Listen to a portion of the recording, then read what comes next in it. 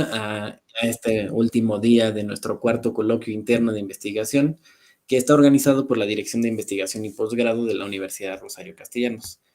Mi nombre es Héctor Rodrigo Zapiña Flores y seré el moderador de esta mesa, que tiene como título Sesión de Carteles 1. Pertenece al programa del doctorado en Ciencias de la Sustentabilidad y está conformada por 2 docentes comentaristas, a quienes tengo el honor de presentar ahora. Por un lado tenemos a la doctora Lucía Matilde Collado Medina, quien es profesora de tiempo completo en el doctorado en estudios turísticos, dentro de áreas como sustentabilidad, educación, turismo y gastronomía. Y bueno, hace investigación sobre soberanía alimentaria, consumo ético y responsable y ética del cuidado. Por el otro lado tenemos al maestro Rodrigo Gómez Garza, quien tiene más de 15 años de experiencia implementando las mejores prácticas de sustentabilidad corporativa. Es especialista en regulación y cumplimiento de legislación ambiental ante situaciones complejas, mejora cualificada del desempeño ambiental y energético. También es perito en ingeniería ambiental por el Poder Judicial de la Federación y por el Colegio de Ingenieros Ambientales de México en 2 especialidades: auditoría ambiental y administración de proyectos ambientales. Además de los comentaristas, dentro de esta mesa se encuentran estudiantes que presentan su cartel, que concursará en el primer concurso de carteles científicos de la Dirección de Investigación y Posgrado. Los carteles ganadores van a presentarse en el primer encuentro de investigación y posgrado para la sustentabilidad. La dinámica de trabajo es la siguiente. Cada estudiante tiene un máximo de 10 minutos para realizar la presentación de su cartel, y una vez que terminen, nuestros comentaristas tendrán 10 minutos cada uno para realizar la retroalimentación que consideren pertinente. Les recuerdo que no hay réplica por parte de los estudiantes y la retroalimentación deberán revisarla por su parte con los respectivos docentes directores del trabajo terminal. Asimismo, yo estaré tomando el tiempo para cuidar que los 10 minutos de cada quien, que nos apeguemos a ellos, y en caso de que nos pasemos un poco, yo les mandaré un breve mensaje por el chat para darles aviso. En fin, demos inicio a la mesa de trabajo con la presentación de Samuel Pérez Rodríguez, estudiante de segundo semestre, que presentará el cartel titulado Estudio de la eliminación de cianobacterias y algas en aguas eutróficas mediante la aplicación de ozono, radiación UV y AOP a base de ozono. Adelante, Samuel. Muchas gracias. Me voy a permitir compartir una ventana. Claro. Bien. Como tal, la parte del cartel, malinterpreté un poco las instrucciones. Lo que traigo yo es una presentación del avance de la tesis, pero en el cuerpo de la presentación se plasma perfectamente los elementos que contemplan el cartel como tal. Entonces, espero que no haya una situación, me voy a permitir avanzar. El proyecto en el cual se está trabajando actualmente en el segundo semestre del programa de doctorado en Ciencias de la Sustentabilidad es poder llevar a cabo un estudio sobre la eliminación de cianobacterias y algas eutróficas mediante la aplicación de ozono, radiación ultravioleta y oxidación avanzada basada en ozono, ¿no? Procesos de oxidación avanzada. La línea de investigación en la cual se enmarca el trabajo es biotecnología, innovación y tecnología para la sustentabilidad, y el grupo de profesores que me acompañan es el doctor Jacobo Tabla, la doctora Suresh Babu y la doctora Margarita Campos Buendía. El contenido de la presentación se está integrado por 6 puntos particulares: la problemática identificada, la justificación de abordar este tema, la hipótesis diseñada, los objetivos generales y los particulares que en su conjunto integran el objetivo general, el diseño metodológico y el cronograma de actividades a desarrollar en todo el programa de doctorado. Como tal, la problemática que se identifica es que en décadas recientes se ha registrado de manera científica un aumento considerable en la concentración de cianobacterias, ¿no? Esto en diferentes cuerpos de agua del mundo que afectan a organismos acuáticos como a seres humanos. Entonces, la gran cantidad de nutrientes que se descargan en los cuerpos de agua y el cambio climático, pues, han contribuido al incremento de estos eventos y que se encuentren presentes de manera más habitual en distintos cuerpos de agua. La Ciudad de México alberga áreas de valor ambiental y áreas naturales protegidas. El bosque de San Juan de Aragón cuenta con un lago que, al igual que otros cuerpos de agua urbanos de la Ciudad de México, presentan un crecimiento excesivo de fitoplancton debido al enriquecimiento de nutrientes en el cuerpo de agua y también distintos contaminantes físico-químicos y biológicos. Entonces, lo preocupante de este tema es que la eutrofización genera un crecimiento de cianobacterias y una subsecuente liberación de toxinas, ¿no? Estas pueden afectar significativamente la fauna acuática que habita en el cuerpo de agua y las actividades de recreación de los visitantes del bosque y un eventual peligro por contacto con el cuerpo de agua contaminada, ¿no? El problema se agudiza dado que es un cuerpo de agua artificial y es alimentado por efluente de plantas de tratamiento de agua residual, en particular una que se ubica en Aragón, es la Petar Tlacos, y este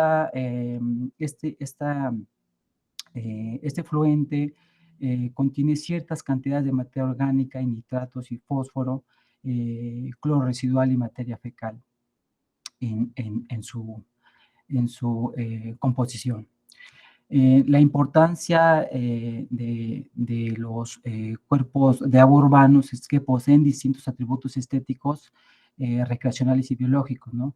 Son un elemento destacado del paisaje urbano y suelen ser reguladores de microclimas que contribuyen a aumentar o a mejorar la calidad de vida de los centros urbanos como tal. Los retos que enfrentan los lagos urbanos es que, al estar situados en centros de las urbes, suelen ser receptores de grandes cargas de contaminantes, ¿no? Son cuerpos de agua someros y de baja profundidad, y la eutrofización y la aparición de cianobacterias como tal se vuelve cada vez más susceptible de presentarse. La calidad del agua del lago es un estado eutrófico, hipertrófico, y carece de una caracterización de organismos fotosintéticos, especies de fitoplancton, ¿no? Organismos fotosintéticos, los cuales podrían destacarse especies de algunas cianobacterias, ¿no? Como puede ser la anabaena o la microcistis como tal. El tema también implica que las tecnologías convencionales actuales no están diseñadas para tener ese tipo de problemática, ¿no?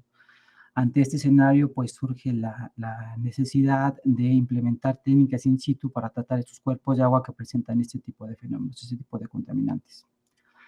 A nivel laboratorio se ha determinado que el ozono y la radiación ultravioleta y procesos de oxidación avanzada como tal son una opción viable para eliminar cianobacterias y sus toxinas, incluso en bajas concentraciones, ¿no? Por lo tal, lo que nosotros comentamos es que el efecto del ozono sobre las cianobacterias es adecuado. O sea, el ozono se reconoce como una tecnología limpia, ya que las moléculas de ozono, sin reaccionar, se disocian nuevamente en el oxígeno, porque daña la pared celular, dando como resultado una cierta cantidad de citoplasma celular liberado en las células. O sea, las descompone, ¿no? Daña sus paredes celulares y las descompone y mejora su biodegradabilidad. En esta imagen, por ejemplo, muestro cómo en una micrografía electrónica de barrido de la cianobacteria microcistis, se va disociando, se va rompiendo sus cadenas celulares, y por ejemplo, en la imagen, en la parte superior izquierda, podemos ver cómo, sin el agente oxidante, el ozono, tenemos cantidades considerables. Sin embargo, cuando incorporamos el agente oxidante en la imagen inferior derecha, pues vemos cómo se va disociando esta cantidad de citoplasma, ¿no? O sea, se va liberando las cadenas celulares. La hipótesis de este trabajo se basa como tal en poder establecer una dosis adecuada de diferentes agentes oxidantes, o ozono, radiación ultravioleta, a una longitud de onda de 254 nanómetros, y oxidación avanzada basada en ozono, para poder eliminar la concentración de organismos fotosintéticos. Particularmente estamos planteando 3 organismos fotosintéticos: la Microcistis aeruginosa, Anabaena y la Actinastrum, aún en presencia de otros contaminantes. Porque es importante nosotros conocer las dosis adecuadas de diferentes agentes oxidantes. Porque si bien las técnicas de oxidación avanzada son viables, la eficiencia de eliminación de cianobacterias depende fuertemente de las características del agua, características fisicoquímicas del agua. Y también es fundamental y está registrado que si no se tienen las concentraciones adecuadas de cianobacteria, podemos nosotros generar una reacción en cadena de floración de cianobacterias. Es decir, si no conocemos ciertamente las dosis adecuadas de agentes oxidantes en el cuerpo de agua, nosotros podemos irrumpir el desorden y potencializar la floración de cianobacterias. El objetivo general del trabajo de investigación se enmarca en precisamente establecer la dosis adecuada de diferentes agentes oxidantes para eliminar los 3 organismos fotosintéticos que nosotros hemos determinado en esta investigación estudiar en muestras de agua recolectadas en el lago del bosque de San Juan de Aragón, ¿no? Los objetivos particulares para poder lograr este objetivo y corroborar la hipótesis que hemos planteado es, en principio, determinar la variación temporal y espacial de las características fisicoquímicas y biológicas del lago, del bosque de San Juan de Aragón, mediante la medición de distintos parámetros criterio, es decir, establecer una matriz de elementos fisicoquímicos y biológicos para determinar la variación temporal y espacial de las características del cuerpo de agua. También determinar el efecto de cada agente oxidante sobre los organismos estudiados, los 3. Determinar el efecto de los 3 tratamientos sobre los distintos parámetros fisicoquímicos y biológicos medidos. Y finalmente, determinar la constante cinética de proporcionalidad de los parámetros medidos con los 3 tipos de tratamiento estudiados. La metodología que hasta el momento tenemos planteada se basa en 6 etapas. La primera es determinar los criterios parámetros, es decir, los parámetros fisicoquímicos y biológicos del cuerpo de agua, y también establecer, o se estableció, las 2 recolecciones de muestras en el cuerpo de agua, uno programado para el mes de agosto de este año en tiempo de lluvia, y la segunda recolección de muestras en temporada de estiaje, que está programado para el mes de abril del próximo año. La etapa 2 es el diseño experimental, donde vamos a llevar a cabo la medición y la operación de estos 3 parámetros y de estos 3 métodos en los 3 organismos fotosintéticos. La etapa 4, medir los parámetros, criterios fisicoquímicos y biológicos antes y después del efecto de cada agente oxidante sobre los organismos estudiados, en diferentes tiempos de contacto, y para cada dosis de oxidante se medirá un total de 24 parámetros fisicoquímicos y biológicos, dando un total de 360 determinaciones en cada colecta de muestra. La etapa 4 es llevar a cabo el conteo de los organismos fotosintéticos y la medición de la microcistina a través de un hemocitómetro de portación central. La etapa 5 es calcular las constantes de proporcionalidad y cinética de degradación a través de modelación matemática para determinar la dosis de ozono y oxígeno necesaria para recuperar los cuerpos de agua contaminados, ¿no? En este caso, el cuerpo de agua contaminado del lago del bosque de San Juan de Aragón. Y finalmente, llevar a cabo un análisis estadístico a través de componentes principales y pruebas de Sharpewell y Levin. Actualmente nos encontramos diseñando, determinando, ya se determinó la matriz de los 24 parámetros físico-químicos. Aquí podemos ver que están incorporados las 3 especies de organismos fotosintéticos que vamos a medir y que vamos a contar. Y se lanzó la matriz que va a permitir determinar el estado del cuerpo de agua antes, durante y después de los 3 métodos y los agentes oxidantes en los 3 organismos fotosintéticos.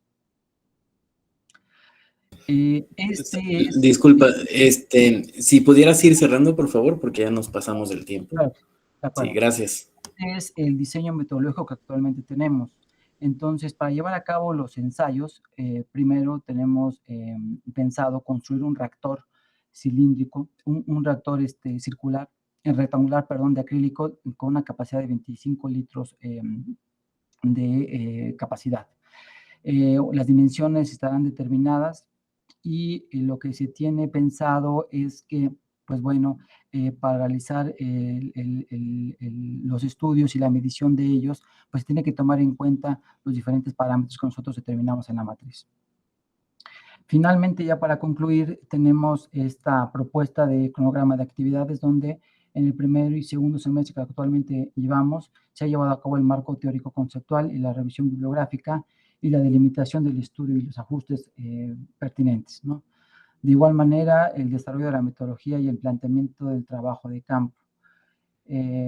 Entonces, pues bueno, en principio sería todo por comentar y pues bueno, quedo al pendiente de las observaciones. Muchas gracias por la participación. A continuación abrimos nuestra primera ronda de retroalimentaciones.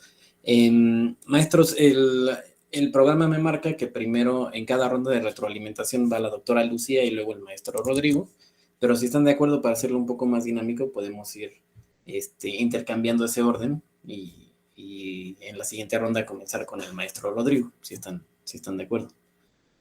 ¿Sí? Entonces comenzaríamos ahorita con la doctora Lucía, por favor.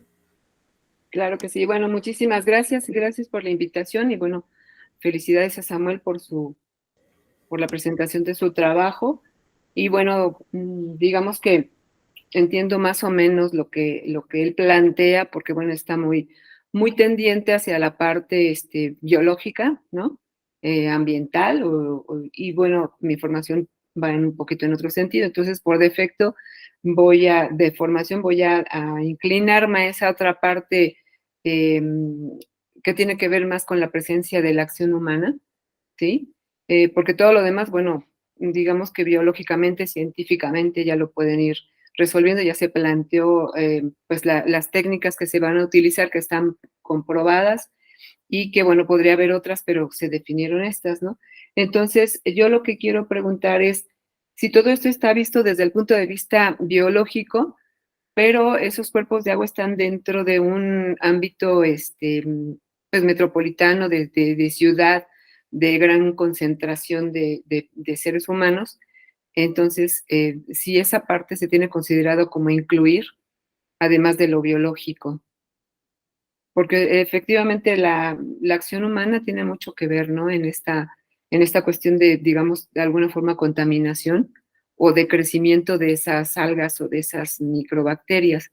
Entonces, si hablamos de un estudio que está dentro de la ciencia de la sustentabilidad, me parece que tendríamos que tener como la presencia de esos elementos, ¿no? No sé qué opinas, Samuel. Sí, doctora, me parece que no tengo derecho a réplica. Ah, perdón, es cierto. Perdón, sí es cierto. Bueno, pues entonces yo lo dejo ahí en la mesa para que se pueda repensar un poquito, porque bueno, antes de la presentación, obviamente yo hice una lectura y una revisión de algunas cuestiones que no estamos tan familiarizados con esta parte, pero sí con la otra, ¿no? De de los efectos de la acción humana pues en lo que es el ambiente. Entonces, mi inquietud va un poco en ese sentido. Entonces, adelante. Muchas gracias. Muchas gracias, doctora. Y continuamos con el maestro Rodrigo, por favor. Muchas gracias. Samuel, gracias por presentar tu trabajo. Suena súper interesante.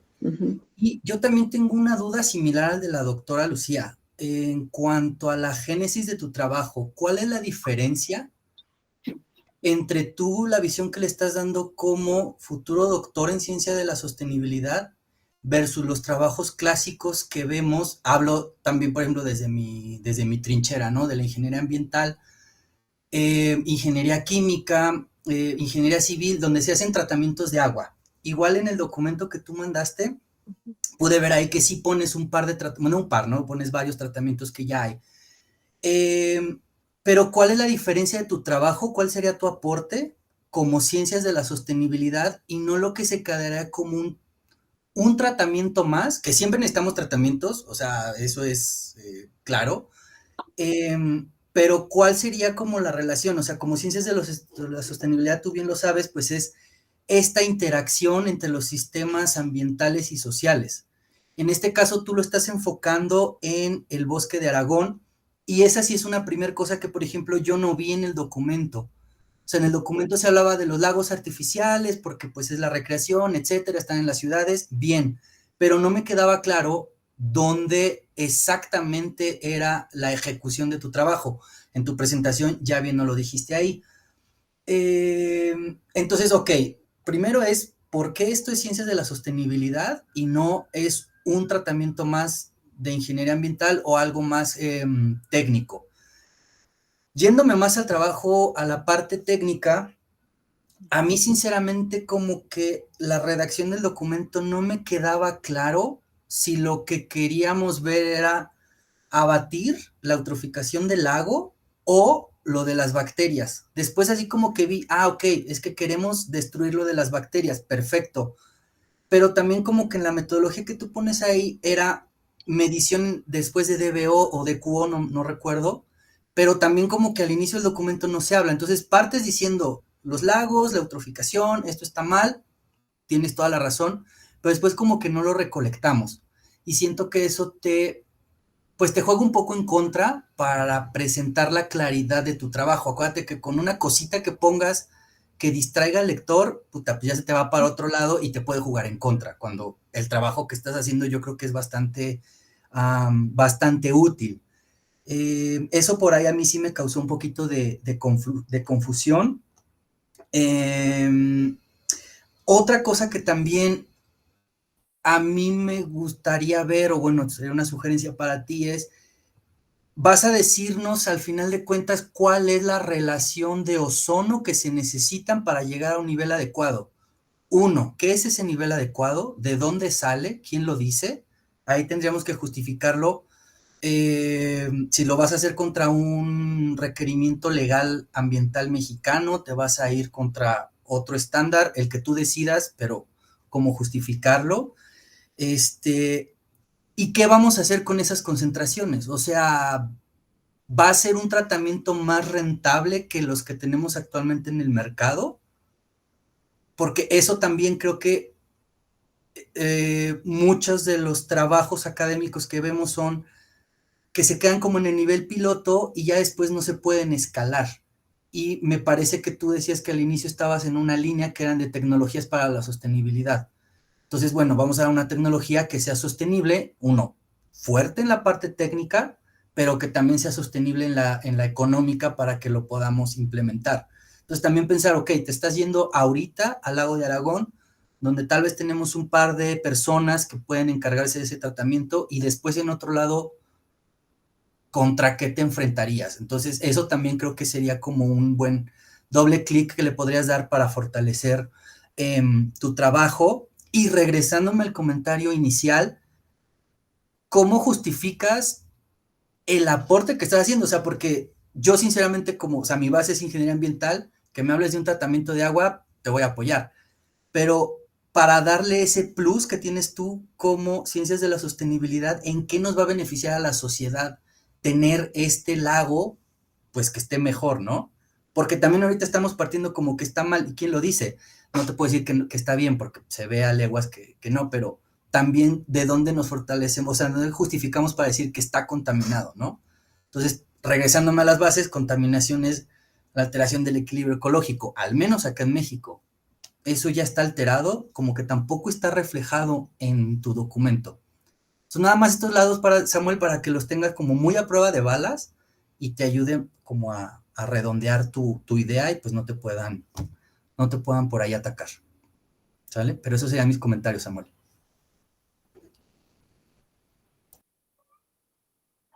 Muchas gracias. Las voy a tomar en cuenta. He tomado nota de cada una de ellas, desde la parte social, la parte también de justificar la parte de la ciencia de la sustentabilidad en el trabajo, ¿no? Que no está muy bien delimitado. Claro que sí. Muchas gracias.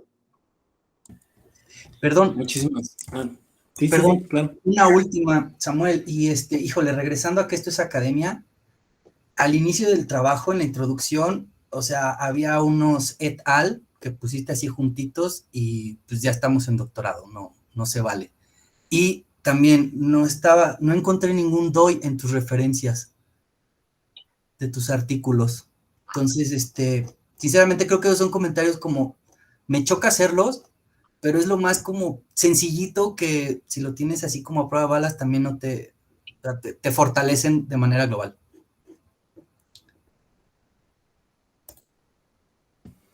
Muchísimas gracias por los comentarios, por la presentación. Y bueno, pasamos ahora al siguiente trabajo que es presentado por Amabel Paula Hernández Sánchez. Está titulado Distribución de las fuentes de alimento en la Ciudad de México, una aproximación a la caracterización de los entornos alimentarios presentes en la ciudad. Adelante, Amabel.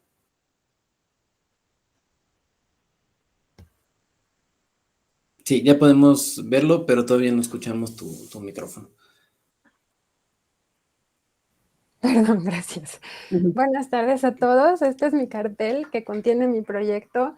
Cambió el título porque tuve una reunión muy reciente con mi directora e hicimos algunos ajustes.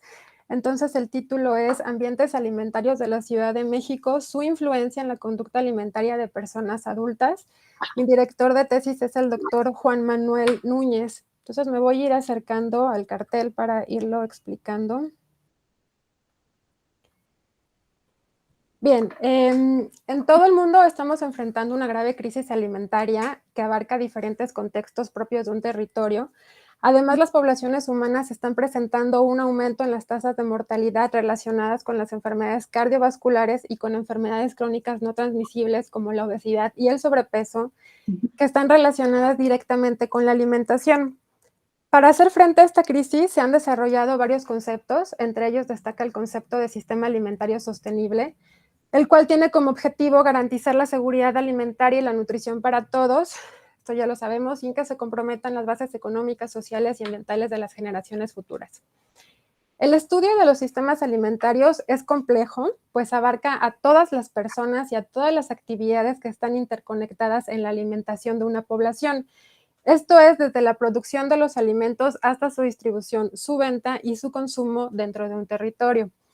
Los estudios que analizan el funcionamiento de los sistemas alimentarios presentan tres temáticas principales. Perdón, me quiero acercar. Los que están enfocados a la producción y cadenas de suministro de alimentos, los que estudian al sistema alimentario bajo la teoría socioecológica a través de la incorporación del concepto de entorno o de ambiente alimentario, y los que incorporan el comportamiento de los consumidores. De los que hay más estudios es de este tema, y bueno, de los que menos hay es del comportamiento de los consumidores. Y dentro de estos pocos, la mayoría estudian grupos de personas adultas y son los menos los que estudian a adolescentes e infantes. Bien, entonces, perdón. Bien, con el fin de progresar en temas poco estudiados, se han presentado enfoques conceptuales específicos para ciudades de economía emergente, como la nuestra, y se han propuesto métodos cuantitativos y cualitativos que hacen uso de los sistemas de información geográfica para identificar y evaluar de manera geográfica y espacial las desigualdades en la disponibilidad, en el acceso y en la asequibilidad hacia los alimentos en relación con la distribución de los comercios minoristas en un territorio. Bien, en esta investigación estamos utilizando un marco conceptual que propone 5 ambientes alimentarios. Estos ambientes se consideran determinantes intermedios que influyen en la conducta de las personas, en la conducta alimentaria de las personas. Es importante destacar que este marco conceptual considera tanto el contexto externo propio del territorio como el contexto personal del consumidor. Los 5 ambientes alimentarios son estos, voy a irlos leyendo. El doméstico, que es el más complejo, considera la diversidad de tradiciones y de prácticas para transformar los alimentos. Incluye el hogar propio y el de familias o amistades. El de la vía pública, que es donde encontramos alimentos para consumo inmediato, para llevar, los que no requieren preparación. Por lo regular, los precios son bajos, generalmente no están regulados. Y en cuanto a los alimentos, sus características es que carecen de nutrición y de inocuidad. Y bueno, nos referimos a toda la venta ambulante que existe en una ciudad. El institucional, que considera zonas de comida, cafeterías, máquinas expendedoras y cooperativas que se encuentran adentro de las instituciones, como empresas, escuelas, universidades, instituciones públicas, hospitales, cárceles. Y obviamente este ambiente está dirigido a los usuarios de esas instituciones. Luego tenemos el ambiente de la restauración, que son todos los restaurantes de cualquier tipo, cafeterías, bares, comedores comunitarios. Aquí encontramos gran variabilidad de precios, de oferta culinaria y generalmente en este ambiente sí existe la regulación. Soportando a estos 4 ambientes se encuentra el 5º ambiente, que es el de abastecimiento, que es el que condiciona a todos los demás.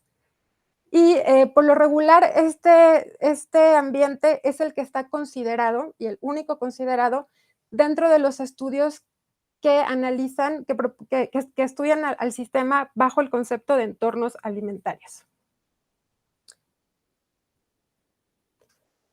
Me voy a mover.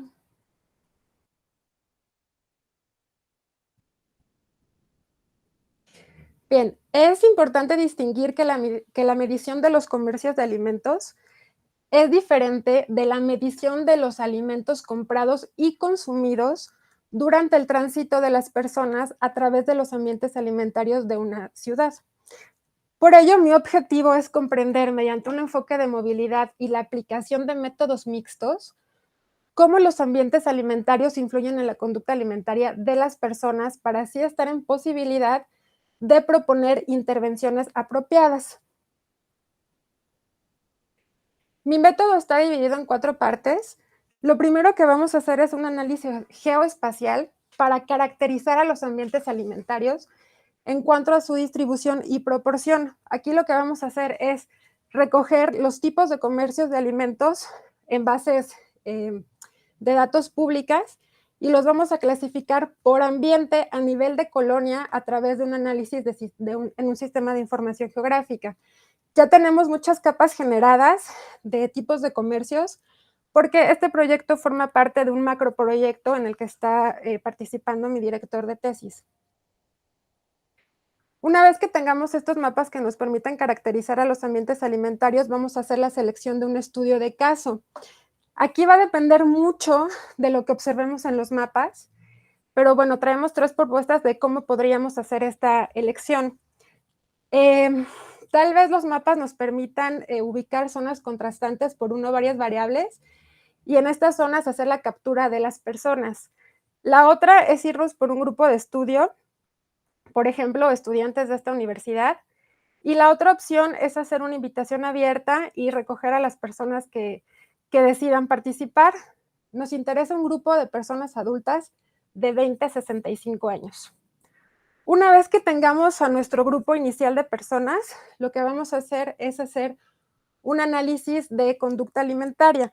Para esto les vamos a entregar a las personas un GPS, ya hay aparatos muy sencillos, o una aplicación en un teléfono móvil para hacer un análisis de movilidad individual que nos permita acceder a su área de ruta diaria y su exposición temporal a los tipos de comercios de alimento y ambientes alimentarios por los que se mueve.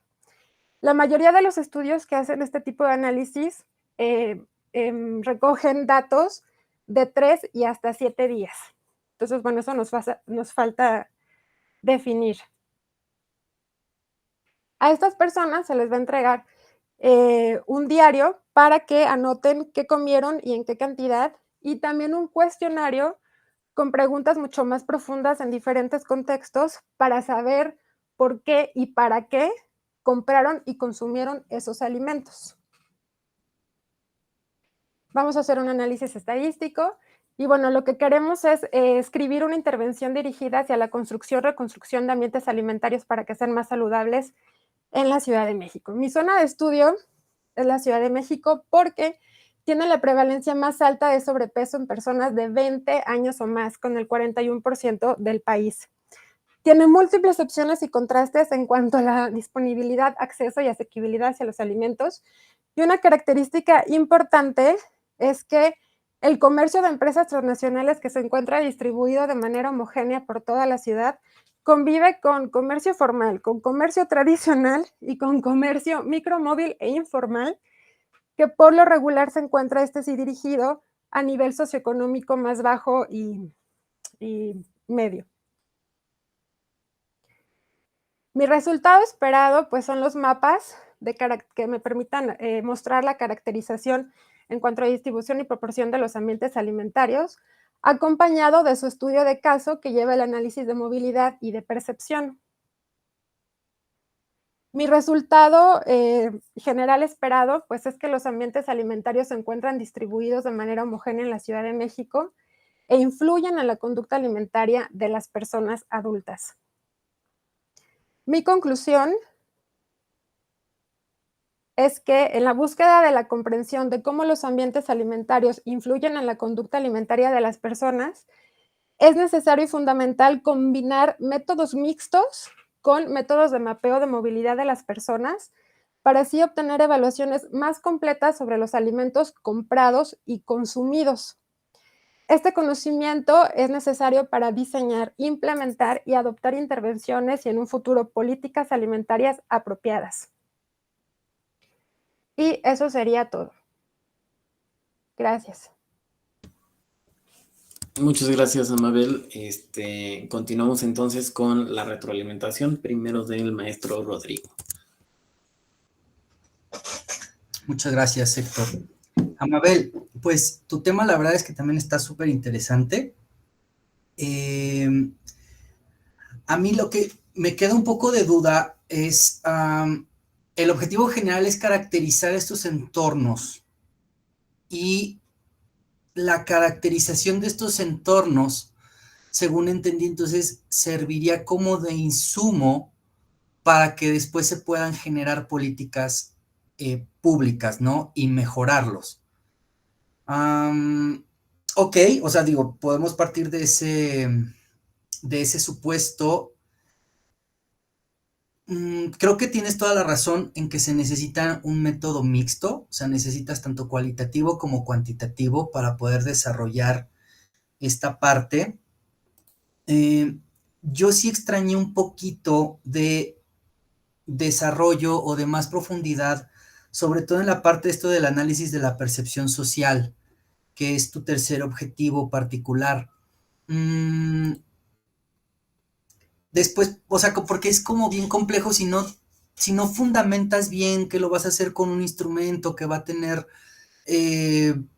pues ahora sí como que ciertos criterios, pues la percepción también es como súper subjetiva, ¿no? O sea, de que una playera negra puede estar bonita, puede estar fea. Entonces es como, obviamente tú te lo tienes que llevar a este punto que es lo que te va a ayudar a caracterizar, ¿no? O sea, primero esta parte de la percepción social que pues sí se necesita, y después el cuarto es construir este marco conceptual que permite entender la dinámica de los entornos alimentarios presentes de la Ciudad de México y pueda servir como base para este estudio en otras ciudades de Latinoamérica. Entonces, es como de crear ahorita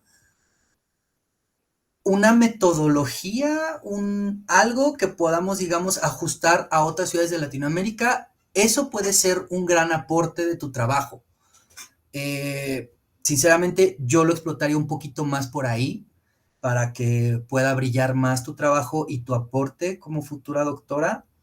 Y otra cosa que también en el alcance, entiendo que ahorita estás partiendo y justamente tú lo platicaste.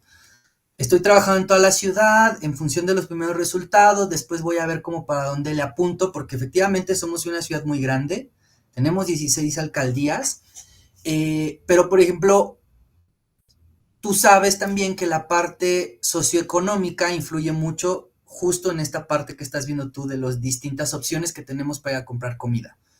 Entonces, ¿cómo justificarías tú que a lo mejor encuentras más datos en una delegación de alto poder adquisitivo o a lo mejor una colonia de alto poder adquisitivo y no tienes tanta información en una colonia un poquito más popular?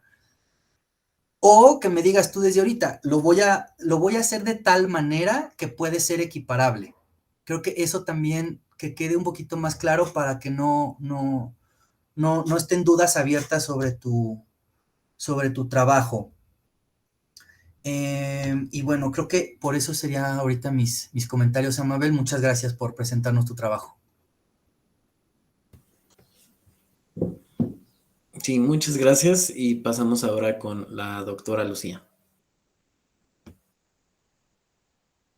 Doctora, no escuchamos su micrófono, creo que está cerrado. Sí.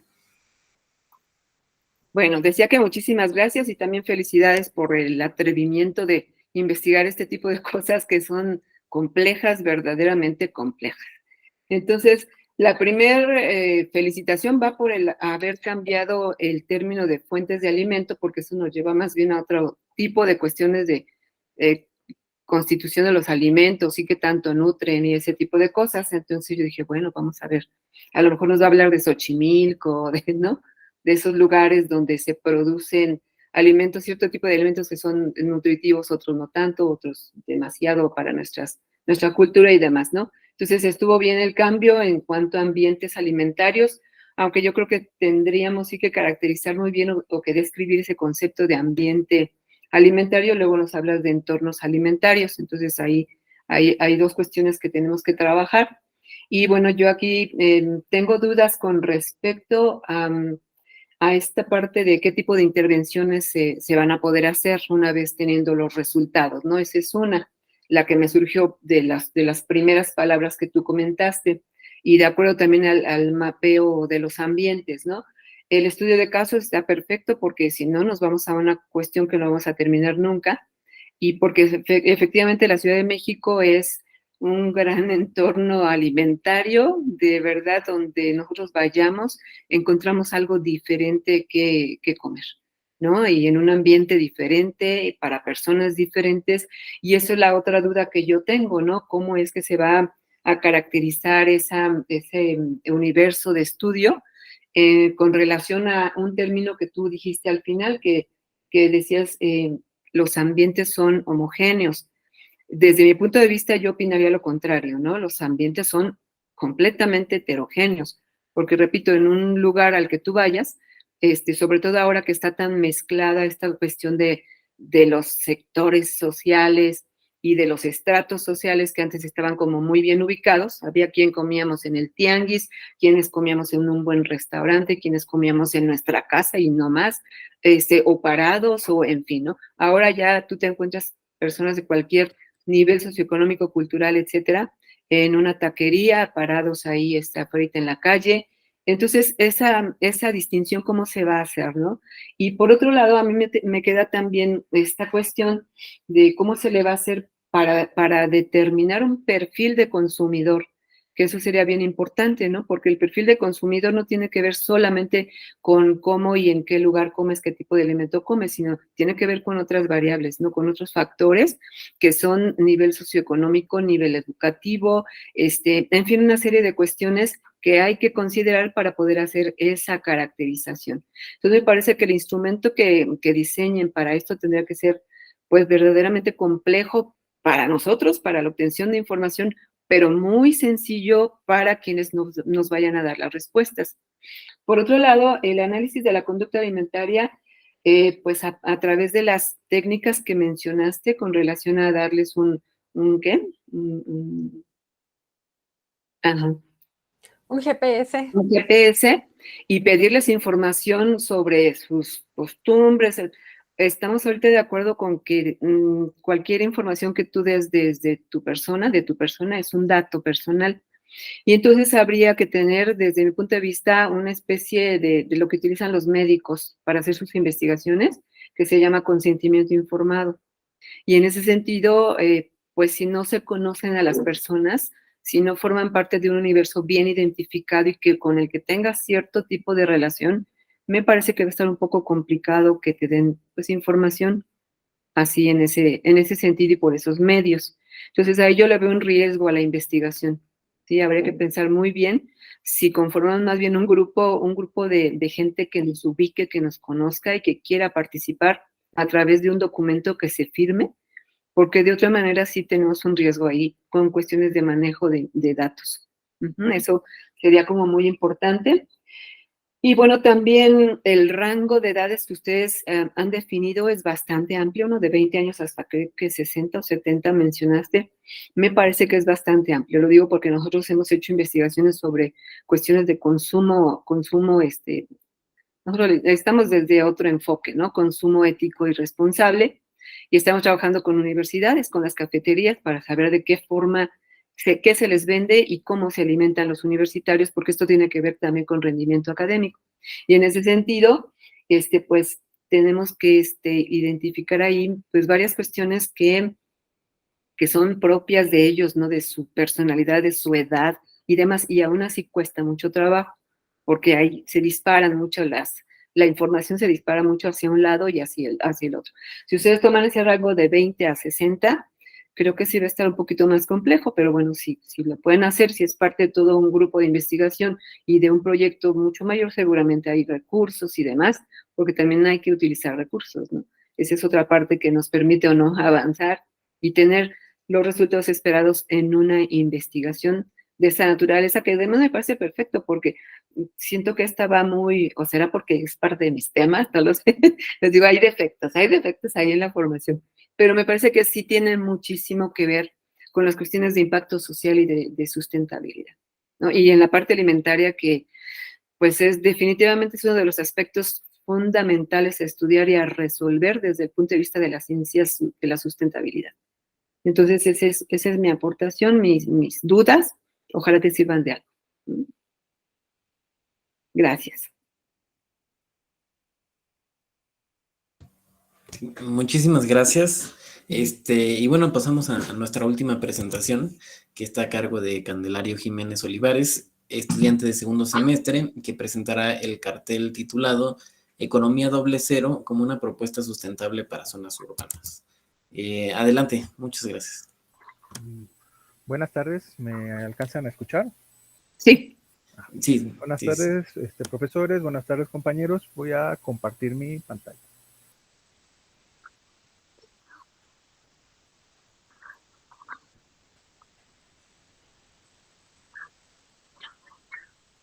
¿Se alcanza a ver? Todavía no. Todavía no, todavía no.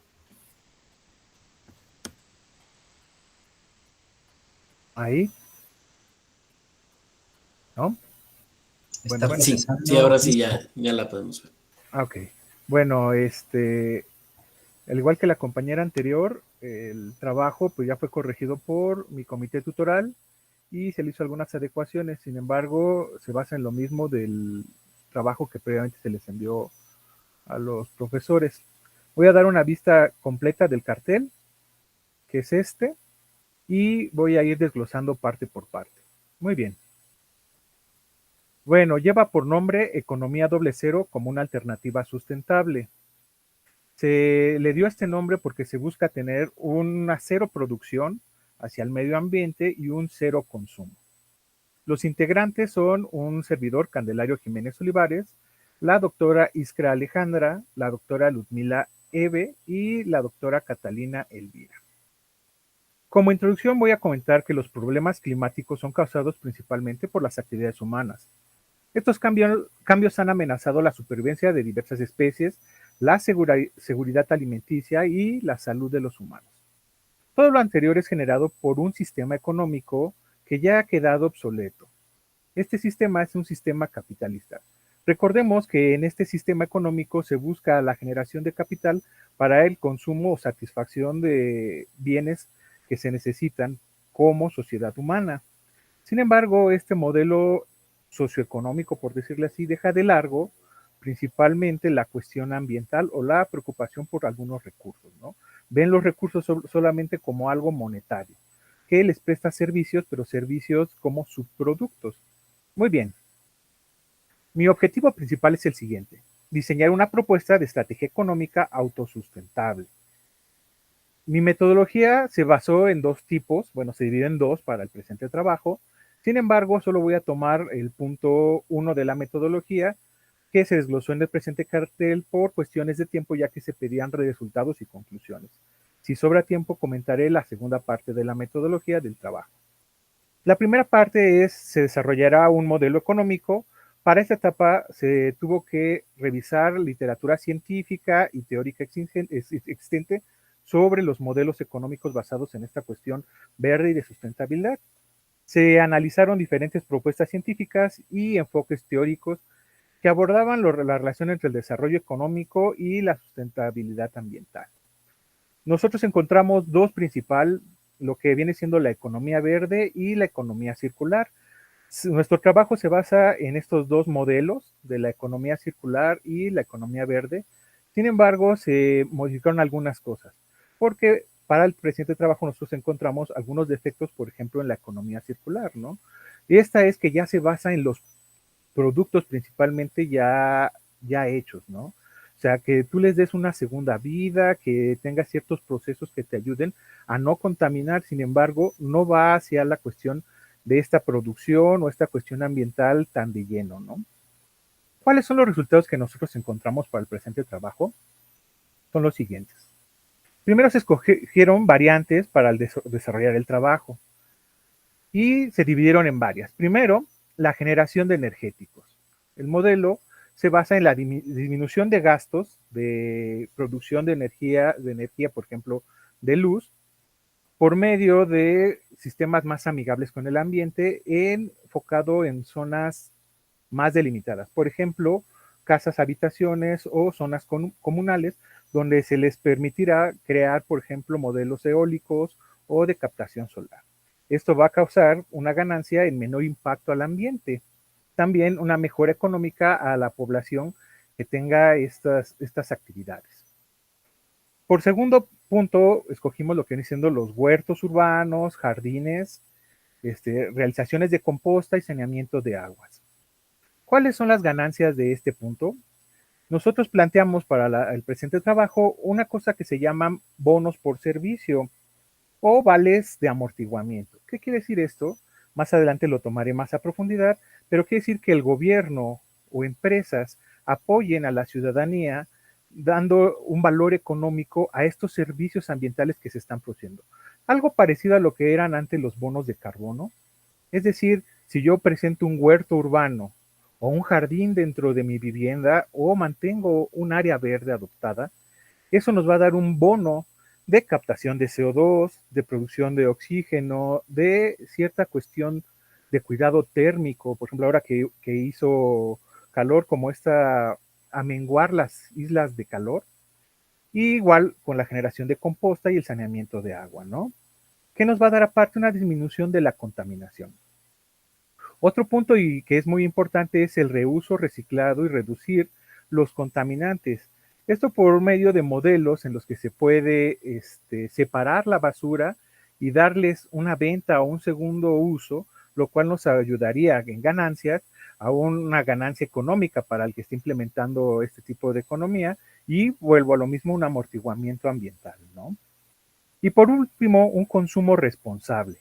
¿Qué quiere decir? Esto nos va a generar un ahorro económico y un ahorro ecológico, es decir, saber lo que nosotros consumimos y pensarlo responsablemente si de verdad necesitamos consumir una cosa y contemplar el modo de producción de lo que estamos consumiendo, ¿no? Que sean por industrias que se mantengan en cuestiones éticas dentro de la cuestión ambiental. Muy bien. Como base de todo esto puse lo siguiente. Obviamente la academia, necesitamos ayuda de la academia para tener, como en el presente trabajo, investigaciones, datos que nos demuestren que la economía sí está funcionando, este propuesto de economía. El gobierno, por medio de leyes que fomenten esta cuestión de construcciones de áreas verdes o de los vales o bonos de amortiguamiento. Nosotros nos imaginamos que el gobierno podría, por ejemplo, a las viviendas que entren dentro de este programa económico, de este modelo económico, bajar los impuestos o ciertas cantidades de pagos de luz, de agua, ¿no? Obviamente la ciudadanía que debe apegarse al modelo, y el medio privado, ¿no? Podrían ser empresas que se dediquen, por ejemplo, a producir cuestiones con reuso o reciclado de residuos, o igual que le den un valor económico a estos huertos y aporten ayuda a la ciudadanía, ¿no? ¿Cómo vamos a cuantificar esto? Pues se calculará la huella ecológica de cada unidad o cada habitación o cada casa que entre dentro del modelo económico. Conclusiones. El presente trabajo se enfocará en dos vertientes: el amortiguamiento ambiental y el bajo consumo ecológico. La bibliografía que tomé es la de Tauro, que al principio se encontraba en la introducción. Esta parte es la primera de la metodología. La segunda parte de la metodología del trabajo, que ya no se encuentra dentro del cartel, corresponde a llevar a cabo la implementación del modelo, ¿no? Para esto se escogieron 2 unidades habitacionales, 2 vecindades dentro del municipio de Tlalnepantla, pegado a la zona conurbada de la Ciudad de México. Actualmente apenas estamos calculando la huella ecológica de las 2 unidades, y a una se le aplicará la economía de doble cero y a la otra no, para poder tener un punto de comparación si es viable este tipo de economía o no. Bueno, por mi parte sería todo, y pues quedo atento a los comentarios. Dejar de compartir. Muchas gracias por la presentación, y comenzamos la última ronda de retroalimentación con la doctora Lucía. Por favor. Bueno, muchísimas gracias. Bueno, pues está también muy interesante la investigación de Candelario. Felicidades, Candelario, por esta presentación. Pues yo tengo también aquí varias cuestiones que comentar. Principalmente, bueno, esto se equipara un poquito a esta técnica a unas que ya han sido como más estudiadas, que es la permacultura, es de la que me acuerdo yo un poco más, la permacultura, no sé si por ahí hayan explorado esa área y esas experiencias de permacultura, pues que ya tienen cierto tiempo de estarse aplicando en algunos entornos, no precisamente aquí en México, sino en otros países, y algunos sí en México, porque me parece que los autores de este concepto de siembra ambiental, por llamarlo de alguna forma, son extranjeros, pero han estado en México, estuvieron en México trabajando mucho esta parte de la permacultura.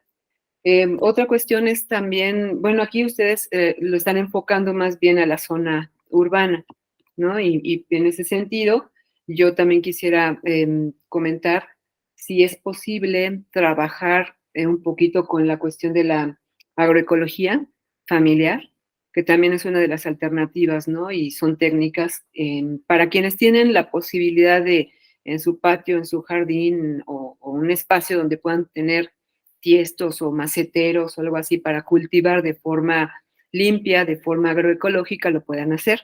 O bien crear en su jardín, pues un jardín de alimentos, ¿no? Como ya le denominan. Yo creo que sería como diversificar un poco las alternativas, además de lo que ustedes proponen de ese ahorro en cuestiones de siembra de alimentación, ¿no? Para que tengamos esa cuestión de cero impactos y cero consumos económicos, aunque en esa parte yo tengo mis dudas, ¿no? Porque consumos económicos desde el propio diseño del entorno para obtenerlo hay un impacto económico, ¿no?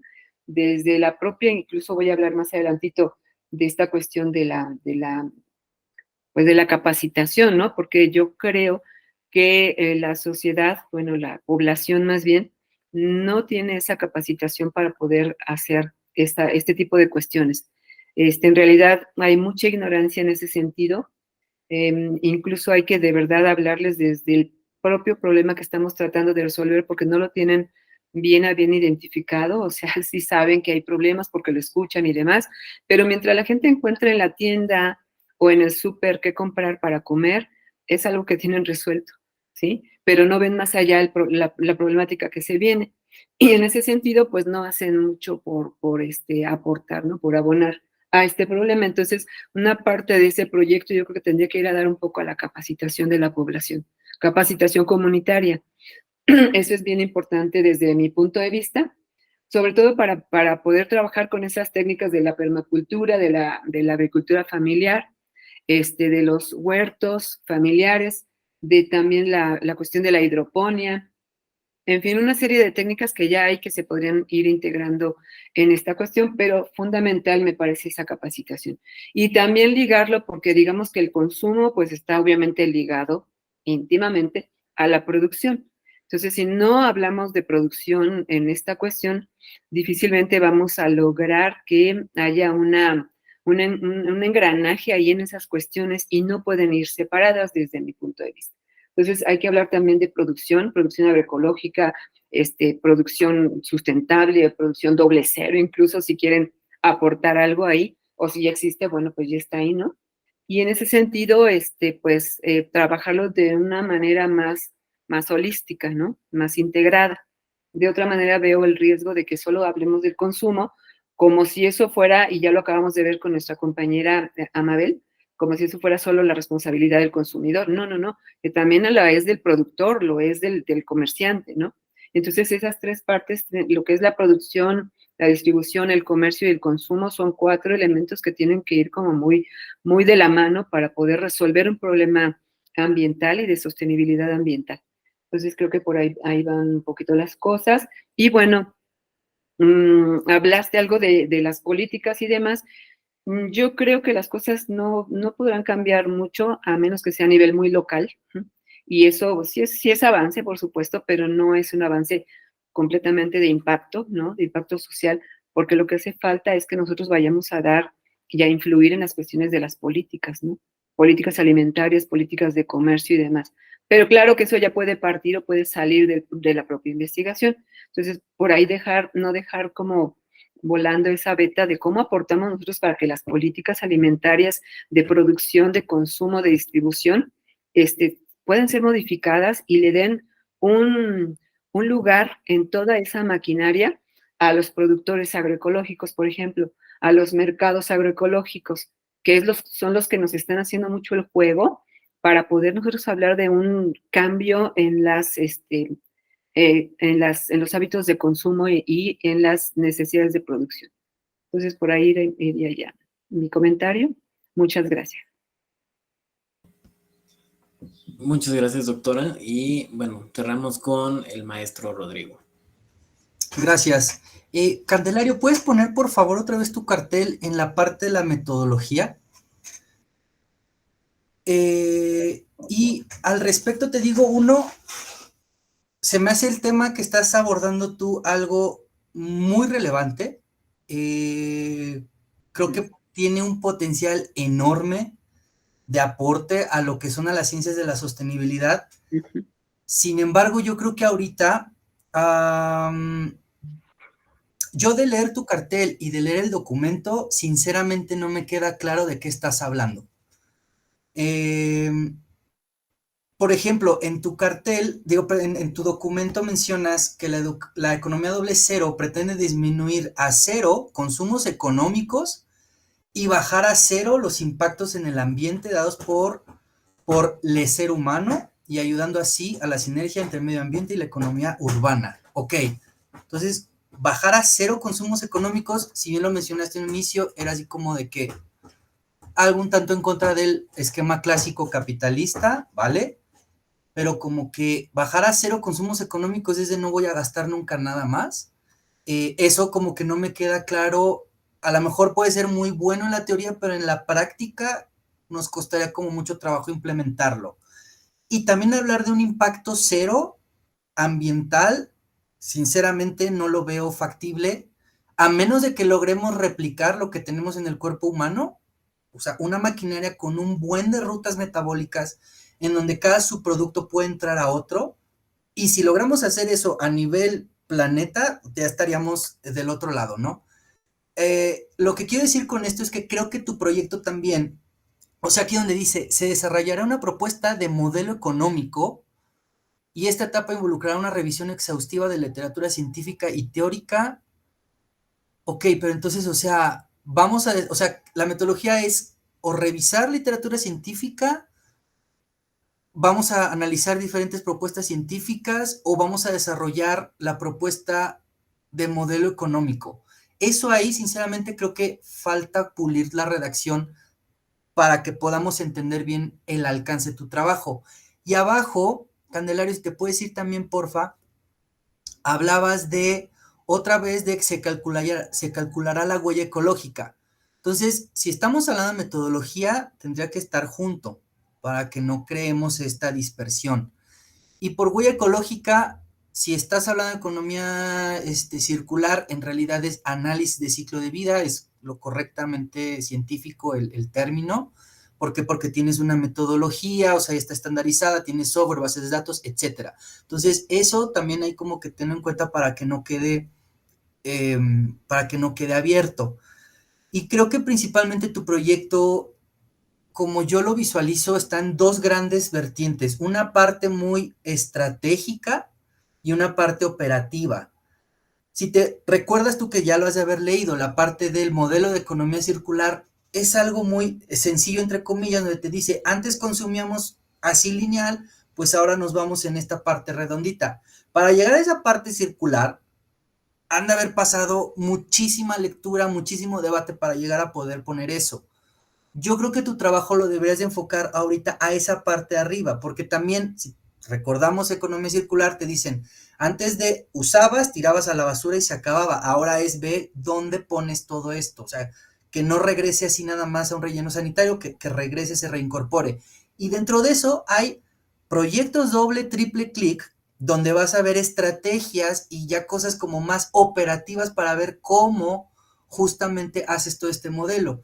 Y aquí, por ejemplo, en el tuyo, hay donde tenemos esas como dos columnitas donde dice ganancia en ingreso de amortiguamiento, bonos de servicio, lo de los huertos, reuso, reciclaje, consumo responsable, generación de energéticos.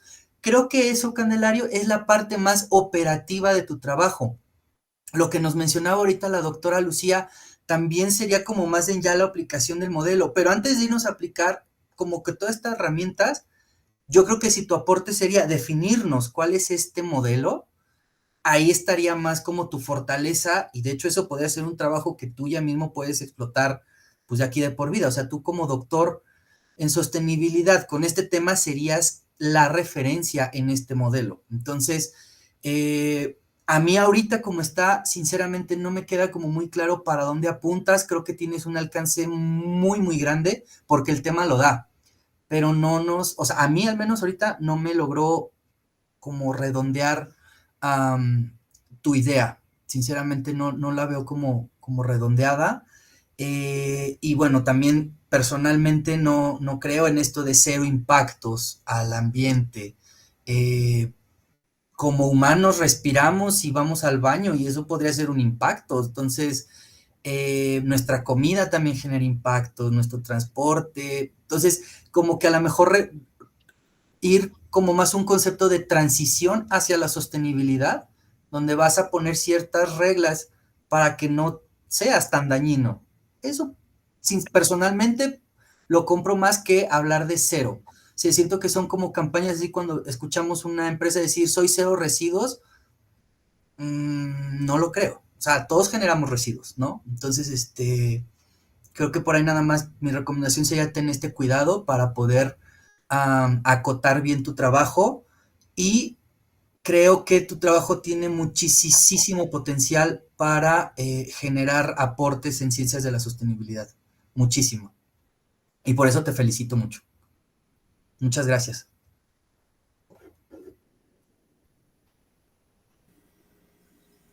Bien, muchísimas gracias tanto a los participantes como a los comentaristas. Les agradecemos mucho sus aportaciones y bueno, la asistencia a este cuarto coloquio, ¿no? de investigación. En este coloquio se presentaron 308 trabajos de estudiantes en 80 mesas diferentes que han sido retroalimentados por 80 expertos académicos de diversas instituciones de educación superior, tanto nacionales como extranjeras. Si les interesa, ya aquí la cuenta de Docencia Posgrado nos compartió por el chat la clausura del coloquio, por si quieren seguir la transmisión. Y bueno, solamente me queda reiterar nuestro agradecimiento y desearles muy buena tarde. Leo el lema de nuestra universidad: otro modo de ser humano y libre, otro modo de ser.